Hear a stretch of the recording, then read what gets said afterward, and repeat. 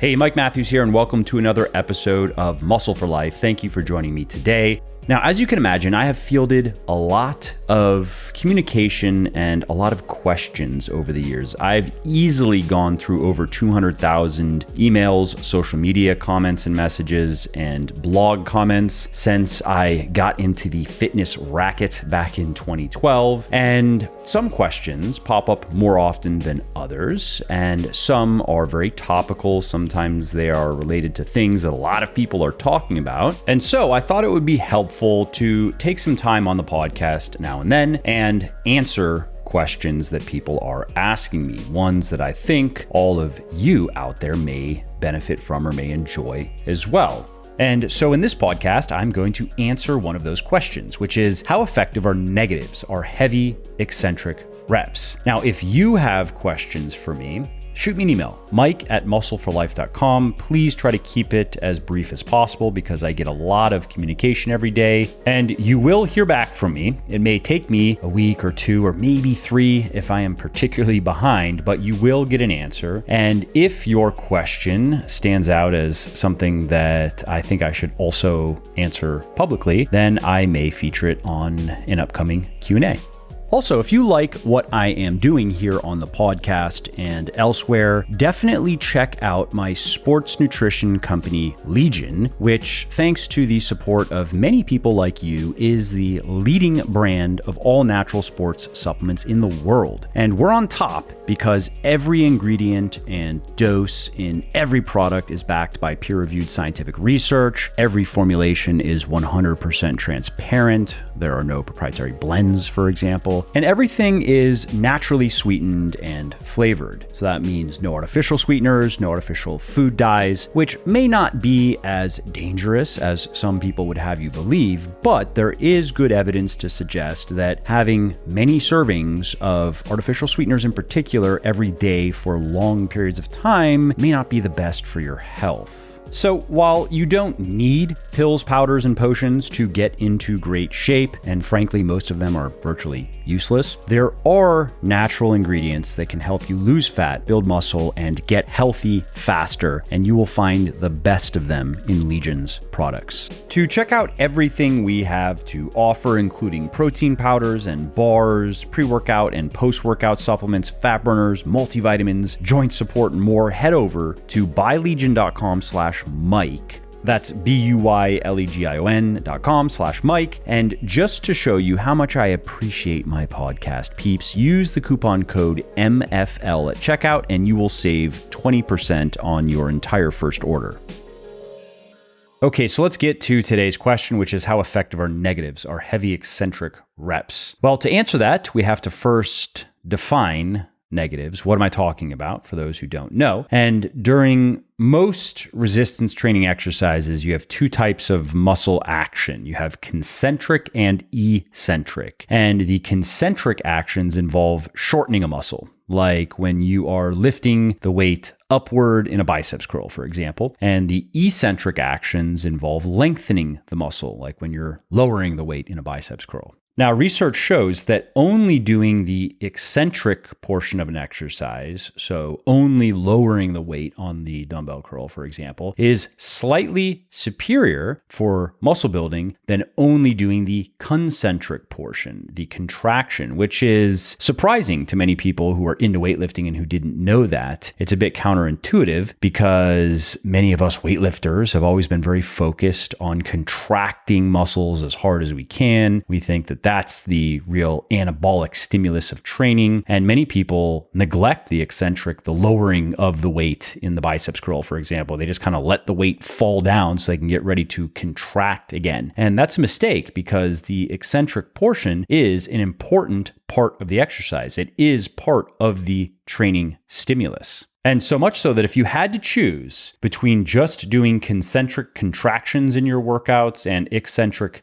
lengthenings, you would want to go with the latter. You would get better results from the latter. And there are various theories as to why that is. For example, some research suggests that the eccentric contractions cause a more rapid protein synthetic response to training and a greater increase in anabolic hormones. But we also have to consider the load. That may explain why eccentric lengthenings appear to be more effective than concentric contractions, because anybody who has done negatives knows that you can use more weight when you are only doing the eccentric portions of exercises, 20 to 50% more depending on the exercise. And as heavier loads are generally better for gaining strength, and that's generally better for gaining muscle, particularly in intermediate and advanced weightlifters, then it's not surprising that research has shown that when you do heavy negatives, heavy eccentric contractions, that is a stronger muscle building stimulus than lighter concentric contractions. And another piece of evidence in support of that is studies that show that when total work is matched in the concentric and eccentric groups, the advantage of eccentric training more or less disappears. The difference in muscle growth becomes much smaller.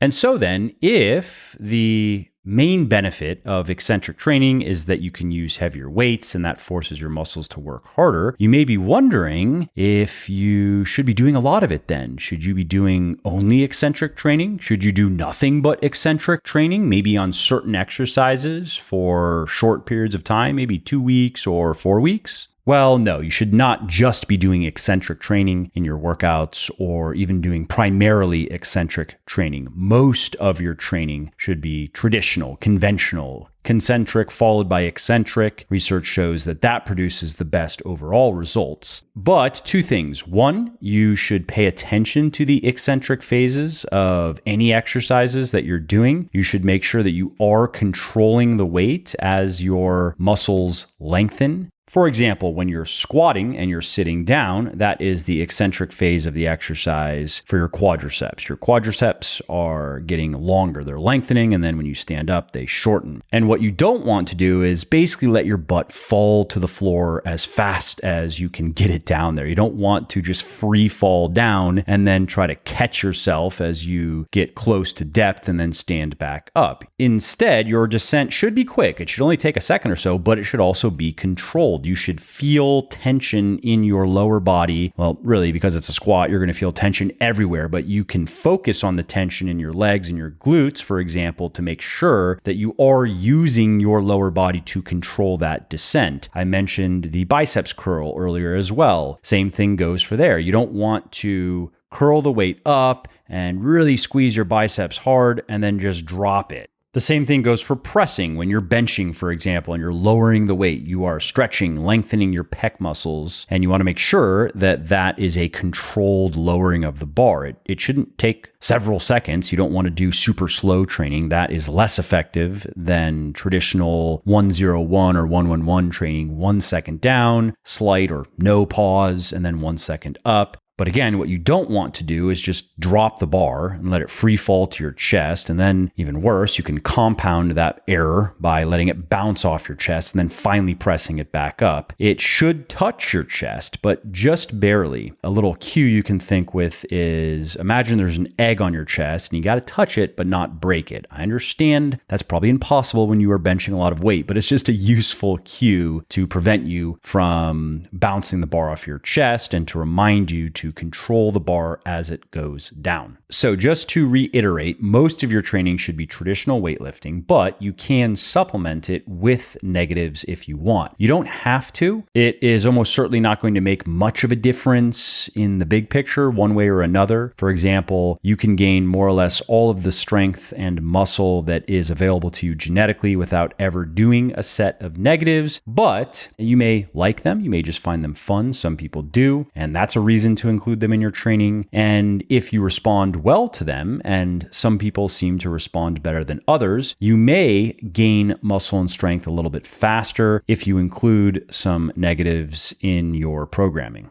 Now, as far as incorporating negatives into your training, I haven't done this in a while, but if I were going to do it, here is how I would do it. I wouldn't do more than one round of negatives per training session, and I would do them after my normal sets for an exercise. So let's say I wanted to do negatives on the bench. I would first do, for example, right now, I would do 4 hard sets on my bench press, and then I would follow that up with 1 or 2 of my negative sets, and that would be it for that workout. I wouldn't do more negatives on the next exercise, let's say in this case, right now it would be an incline dumbbell press. I wouldn't then go do my 4 hard sets on the incline dumbbell press plus negatives there. Just 1 round of negatives per session, 1 or 2 sets per round, depending on how I am feeling. And I also wouldn't do that more than once per week for an individual muscle group, because research shows that negatives may cause more muscle damage, which then means that more recovery is needed. And my programming is already fairly difficult as it is. I'm doing 15 or so hard sets per major muscle group per week, and I'm working with heavy weights and taking all sets close to muscle failure and so forth. Now, I suppose one exception to that would be if I wanted to do a round of negatives for my biceps and triceps, let's say, 2 smaller muscle groups, that would be okay. But if I'm training a bigger muscle group like the chest or my back or my legs, or if I'm doing bigger exercises like the overhead press, the shoulders aren't a big muscle group, but the overhead press is a big exercise. It involves more than just the shoulders. I would only do, again, 1 round of negatives, and that may just be 1 set after my normal hard sets that I'm doing as a part of my regular programming. And I may do 2, depending on how I feel. And also, again, I would not do that more than once per week. If you're doing what I just said and you are feeling fully recovered and you're feeling up to another round of negatives for the same muscle group, then I would say that's probably okay. You could probably do 2 a week in that case. Maybe you're lean bulking and maybe you're young and invincible and sleeping great and so on and so forth, and you want to try 2 negative sessions per week for an individual muscle group. I would say then you can probably do that. You just have to keep an eye on how it affects your recovery. Now, as far as how to actually do those negatives, how to do those 1 or 2 heavy eccentric sets once or twice per week per major muscle group that you want to load this way, the technique that most people are familiar with is the supramax technique, the technique where you put more weight on the bar than you can even do 1 regular rep with. And for most people, that is 110 to 130% of 1 rep max. And then you get a spotter, which is the key to this entire technique. You cannot forget that. Because what you're going to do is you are going to lower the weight. I'm thinking of the bench press here, right? So you're going to lower the weight slowly. If you are using 110 to maybe 115, maybe 120%, you should be able to make that eccentric phase last 8, 9, even 10 seconds. And if you are loading it heavier, if it is closer to 130 or at 130 or maybe even a little bit more, then you can probably make it about 4 or 5 seconds. And that's what you're going for. You want to lengthen that phase. You don't want to load it up so heavy that you can only control it for 1 second before it is on your chest in the case of the bench press. And so when you're doing this technique, you're doing just 1 rep per set. So you do that 1 rep, and then you have to rest a couple of minutes, and then you can do another set if you're doing 2 sets. And I know some people will recommend even more than that. They'll say, hey, do 3, 4, 5 eccentric sets in your workouts. And you can do more, but you're probably going to have to cut back then on the rest of the stuff that you would normally be doing in that workout. You would not want to, for example, take a Beyond Bigger, Leaner, Stronger pull workout that has you doing 12 hard sets for your pull muscles